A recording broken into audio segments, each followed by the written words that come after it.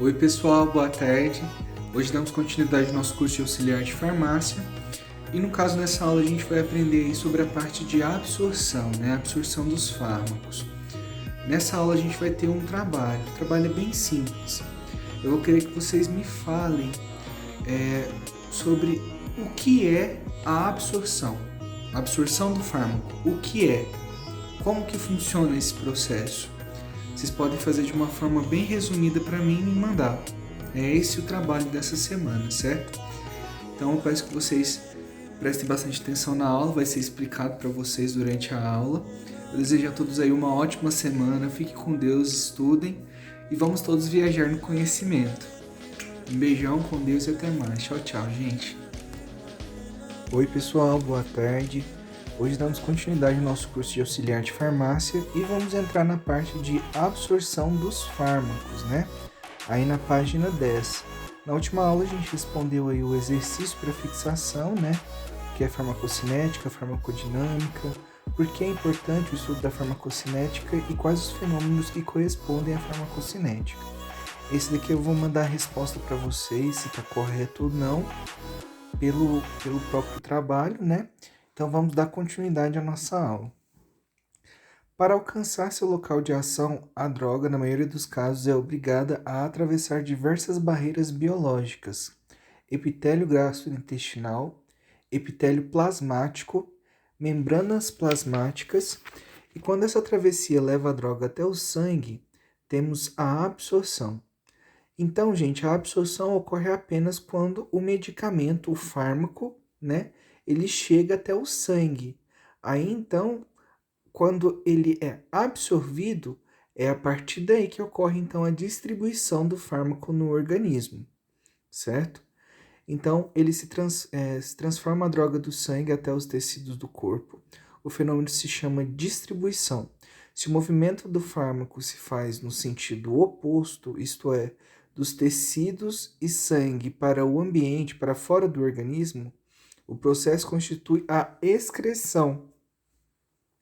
Determinado fármaco, por exemplo, que é ingerido e que deva agir no sistema nervoso central tem de transpor o epitélio gastrointestinal, cair no sangue e na linfa, vencer a barreira hematoencefálica ou hemolicórica, atingir o sistema circulatório cerebral, alcançar as membranas das células cerebrais e só então vai iniciar sua ação farmacológica específica. A absorção tem por finalidade transferir o fármaco, porque aqui eles estão usando o termo droga, então a gente substitui ele por fármaco, porque o termo droga está sendo um termo que está sendo deixado para lá, deixado para trás. Hoje a gente já usa esse termo, fármaco. Transferir o fármaco do lugar onde é administrado para os fluidos circulantes, que representados especialmente pelo sangue. Uma droga injetada no músculo, por exemplo, para ser absorvida, isto é, para atingir a corrente sanguínea, terá de difundir-se a partir do local da injeção e atravessar o endotélio dos vasos sanguíneos mais próximos. Não se deve confundir o conceito de vias de administração de fármacos com a noção de absorção de fármacos. Um fármaco pode ser injetado e não ser absorvido, isto é, não chegar até a corrente sanguínea. Só há a possibilidade na qual os dois conceitos se equivalem, quando se administram fármacos por via intravenosa ou intraarterial. Então, gente, a gente tem várias formas de utilizar as vias de administração do fármaco. Pode ser a via oral, pode ser a via endovenosa, que é quando a gente faz uma injeção na veia. Pode ser a via intramuscular, que no caso é a injeção feita no músculo. Pode ser, então, um xarope, uma solução, que vai ter uma forma diferente de ser absorvida, Vão ter alguns fármacos que vão começar a sua absorção embaixo da língua, a gente já vai absorver o medicamento. Então, assim, são várias formas de começar essa absorção. Só que, no caso, a absorção ocorre realmente quando chega até as nossas veias, artérias, até a nossa corrente sanguínea, certo? É aí que o medicamento vai fazer efeito, certo? Quando ele chega nas veias, ele é absorvido e então distribuído para todo o organismo, certo? Vamos entender agora quais são os locais de absorção desses fármacos. A gente tem então o trato gastrointestinal, né? No caso aí começa pela mucosa bucal. Este local de absorção de fármacos se distingue pelos seguintes aspectos: a circulação venosa desemboca nas veias jugular e, desse modo, os fármacos aí absorvidos fogem à ação do fígado que poderiam inativá-lo. Então, ali, olha, quando é absorvido pela boca, ele já não vai passar pela via intestinal, né? A via ali, no caso, ele não vai ser inativado pelo suco gástrico, por exemplo, né? Ou, por exemplo, ele não vai ter que passar a barreira gastrointestinal para poder ser absorvido, certo?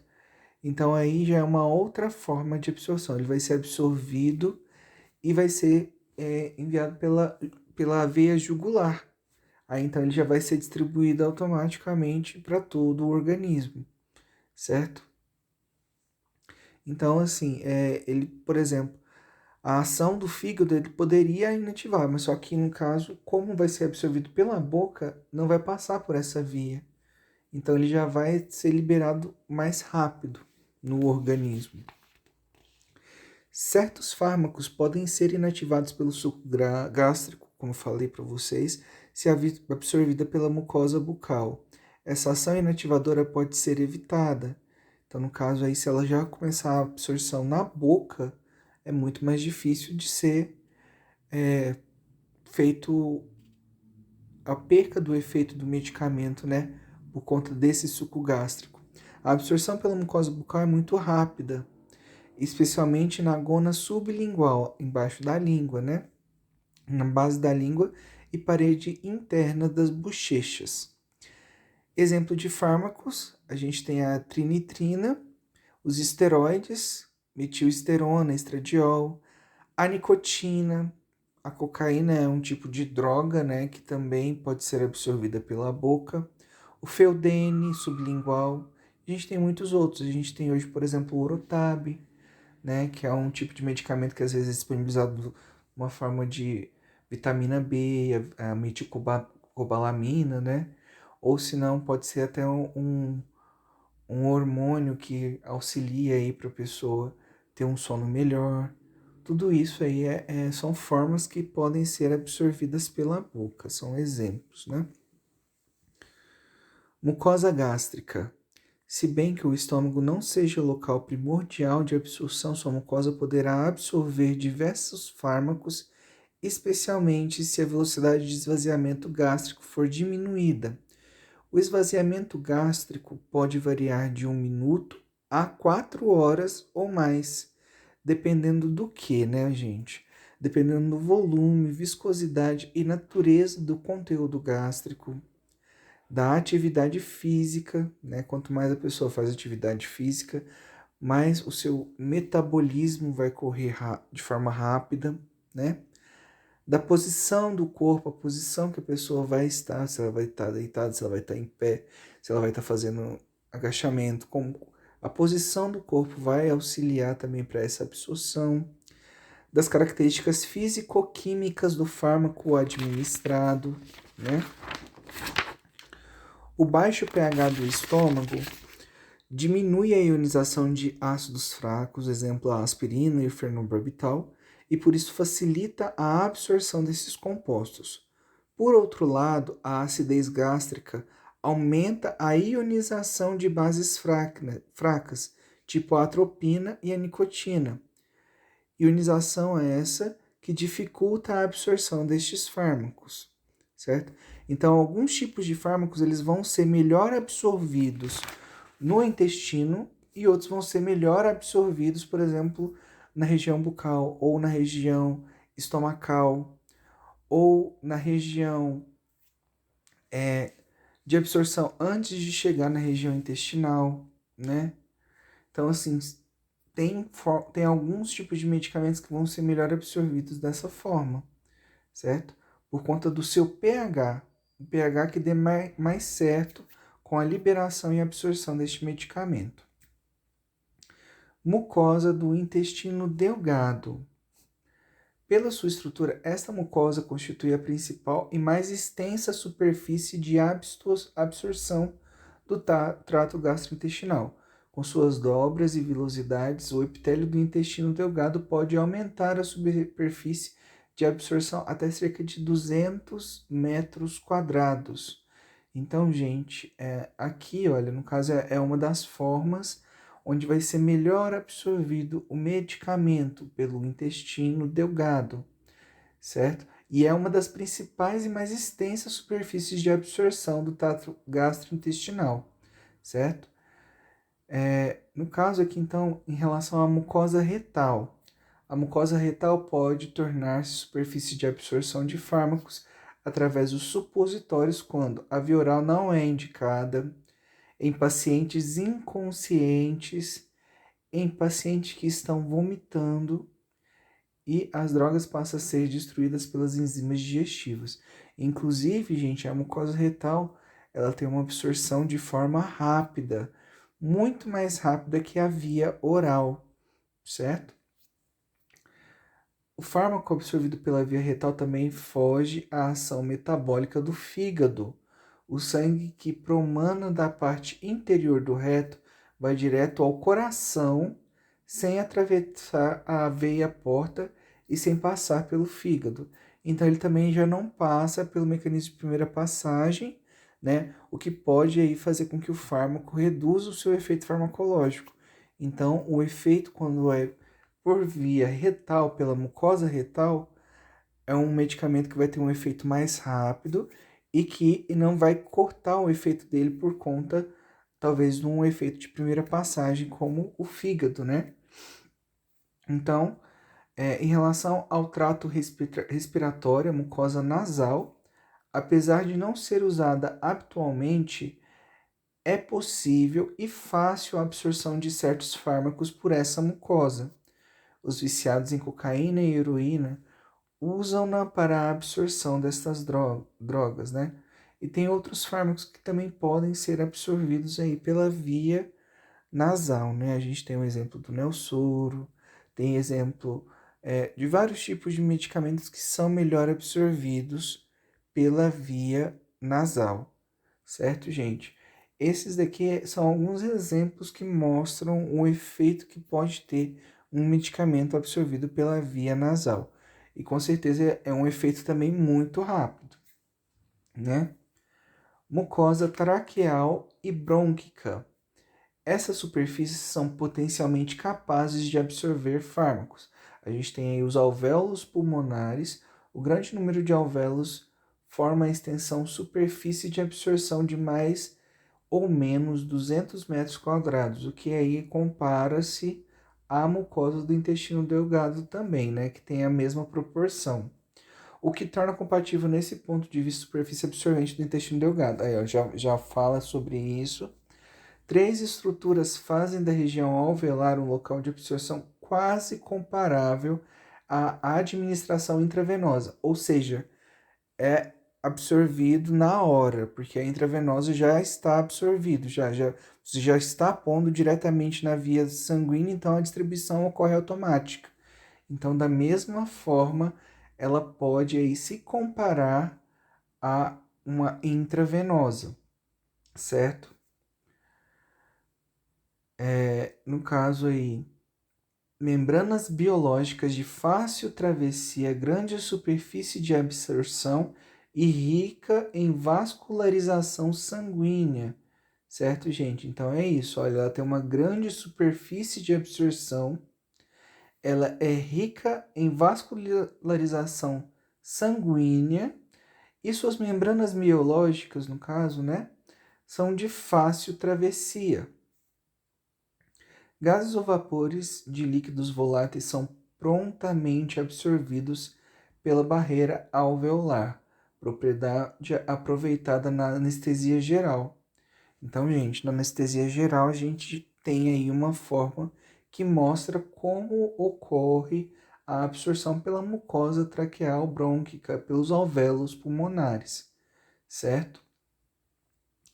Outras substâncias podem ser absorvidas sob a forma de aerossol e nebulização, tratamento de asma, por exemplo, né? Agora a gente vai entrar na parte de absorção em relação à pele, certo? Pela sua estrutura, com uma camada queratinizada, a pele não é superfície habitual de absorção de fármacos. Quando são aplicados medicamentos à pele, procuram-se efeitos locais, efeitos tópicos, né? A pele íntegra pode inclusive absorver certos tóxicos, como inseticidas fosforados, nicotina e outros compostos, podendo mesmo levar até a morte. Então, as regiões subcutâneas e musculares. Nessas regiões, a absorção dos fármacos é efetuada pelos capilares sanguíneos em menor escala, pelos linfáticos. No homem, os capilares formam uma rede de aproximadamente 6.000 metros quadrados. Cada milímetro quadrado pode possuir até 2.500 capilares, certo? Então, aqui em relação à pele, ele fala sobre a sua absorção. Na maior parte das vezes a gente usa de forma tópica, mas também, gente, tem alguns medicamentos que são usados de forma tópica que chega sim a absorção no organismo, ou seja, chega até a nossa via sanguínea, certo? Tem alguns tipos de medicamentos, vou dar um exemplo, com testosterona, que as pessoas elas passam na pele, mas a absorção chega à via sanguínea, certo? Não só esse, é só um exemplo. Tem também os tratamentos com nicotina que a pessoa ela põe na pele e ela tem a absorção gradativa dessa nicotina, né? E hoje está sendo desenvolvido também muitos outros tipos de medicamentos com base também aí, por exemplo, como o da nicotina mesmo, que a pessoa ela cola na pele e tem a absorção chegando nas vias sanguíneas, certo? Até como uma forma para a pessoa não sentir dor numa intramuscular ou numa endovenosa, certo? E também porque é liberado aos poucos no organismo, né? Então, dependendo do medicamento, é interessante que ele tenha essa liberação prolongada e aos poucos, né? Não sendo numa dosagem muito alta. Então, vamos entrar agora em mucosas genituárias, conjuntival, peritônio e medula óssea. Apesar de não serem no homem locais habituais de absorção de fármacos, essas regiões possuem membranas biológicas de fácil travessia e, portanto, capazes de absorver fármacos. Os fatores envolvidos na absorção, ligados ao medicamento, são sua lipossolubilidade. O que é lipossolubilidade? É a sua solubilidade em gordura, o peso molecular, quanto que é o peso, né, o grau de ionização, a concentração do fármaco, qual a quantidade daquele fármaco que foi disponibilizada no organismo, como que ele se liga a essas membranas biológicas, como ele faz sua passagem através delas, com o grau de ionização deste fármaco, né? Qual que é a concentração desse fármaco? Está em uma grande concentração no organismo, está em uma pequena concentração que pode ser eliminada de forma rápida. No caso, essa lipossolubilidade, ela é grande, então o medicamento vai ficar mais tempo no organismo. Agora, se ela for mais hidrossolúvel, ou seja, tem uma ligação maior com água, vai ser mais rápido eliminado, né? Então, esses são alguns fatores que são envolvidos na absorção em relação aos medicamentos. Agora, em relação ao organismo, quais são? A gente tem a vascularização do local, né? O que é essa vascularização?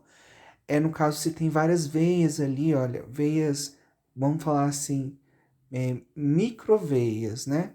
Ou se não, microvasilhos que ligam é, esse fármaco aí até a nossa veia ou artéria, para que ele possa ter a sua liberação para todo o organismo, sua distribuição, né?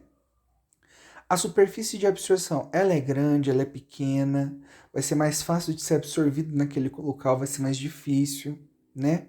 A permeabilidade do capilar. O capilar ele auxilia para a absorção, né? Então ele tem uma boa permeabilidade, vai ser mais difícil ele fazer a sua permeabilidade por ali, né? Dizem que às vezes a pessoa, quando ela tem pelos, é mais difícil dela absorver um fármaco pela pele do que uma pessoa que não tem pelos, né? Então essas características, elas ajudam a gente a identificar qual é o melhor tipo de medicamento e como que ele vai ser absorvido para determinado tipo de pessoa também, certo, gente? No estado de absorção dos fármacos, os seguintes itens devem ser analisados, que são as membranas biológicas, né, nos casos, essas barreiras que têm que ser passadas para que o fármaco chegue até a corrente sanguínea, né? Propriedades físico-químicas das moléculas dos fármacos que interferem na sua absorção, né? Forças responsáveis pela passagem dos fármacos através das membranas, quais foram as forças que foram empregadas ali para aquela passagem, né? Modalidades de absorção dos fármacos, como que ele foi absorvido, locais de absorção dos fármacos, as vias de administração, né? Qual a melhor via de administração para que o fármaco faça o seu efeito farmacológico. Os princípios estudados nesses itens se aplicam não só à absorção, mas também à distribuição e à excreção dos fármacos. Então, esses dados que são passados para a gente fazem com que a gente consiga entender qual a farmacocinética, como o medicamento ele vai se ligar, vai ser absorvido, distribuído no organismo e como que ele vai ser excretado, né? Se ele vai ficar mais tempo no organismo, qual o tempo que ele vai ficar no organismo. Esses são dados que são necessários para a gente entender o seu grau de absorção, certo, gente? Então a gente vem só até aqui. Na próxima aula a gente começa então os fatores determinantes da absorção do fármaco, entendendo mais sobre as membranas biológicas, né? As propriedades físico-químicas dos fármacos que interferem na absorção. E aí, no caso, gente, por favor, não deixem de fazer o trabalho que vale nota para a próxima aula, que já foi passado aí no início do vídeo, né? Por favor, não deixem de fazer ele. Eu agradeço aí pela atenção de vocês. Tenham uma ótima semana, fiquem com Deus, se cuidem e vamos todos aí viajar no conhecimento. Uma ótima semana, viu? Com Deus, um abraço e até mais. Tchau, tchau, gente.